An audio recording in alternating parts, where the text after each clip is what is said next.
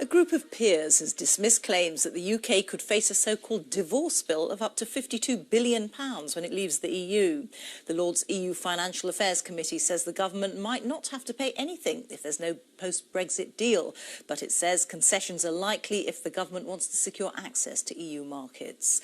Well, earlier, Baroness Kishwa Faulkner, the Lib Dem peer and chair of the EU Financial Affairs Subcommittee, explained the thinking behind the House of Lords report.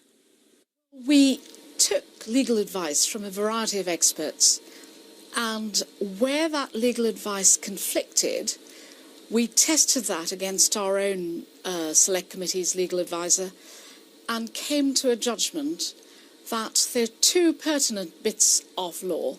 One is, of course, Article 50, everyone is very familiar with that, which says that if you have 2 years to negotiate a withdrawal agreement, and if you don't do that within 2 years, at the end of the 2-year period, the treaties, the EU treaties, cease to apply. Those are the words they use. Then there is another treaty called the Vienna Convention on International Treaties, which goes back to 1969.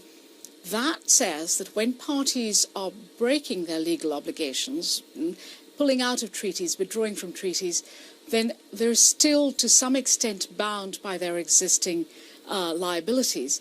We looked at that very clearly, and it also said they're only bound by their existing liabilities unless there are arrangements in place in that treaty.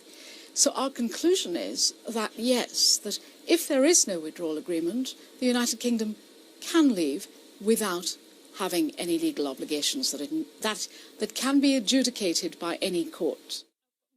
Interestingly, the government has acknowledged that there are some programmes such as the Common Agricultural Policy, research funding, or something called Horizon 2020, that they have already committed to paying until the end of the budgetary period, which was supposed to be 2020.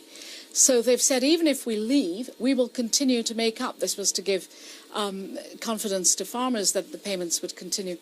We expect the government to define in greater detail over the next period what other things it would expect to pay if it lost receipts in the United Kingdom, lost receipts from the EU. And that's the Lib Dem peer, Baroness Kishwa Faulkner. A group of peers has dismissed claims that the UK could face a so-called divorce bill of up to £52 billion when it leaves the EU. The Lord's EU Financial Affairs Committee says the government might not have to pay anything if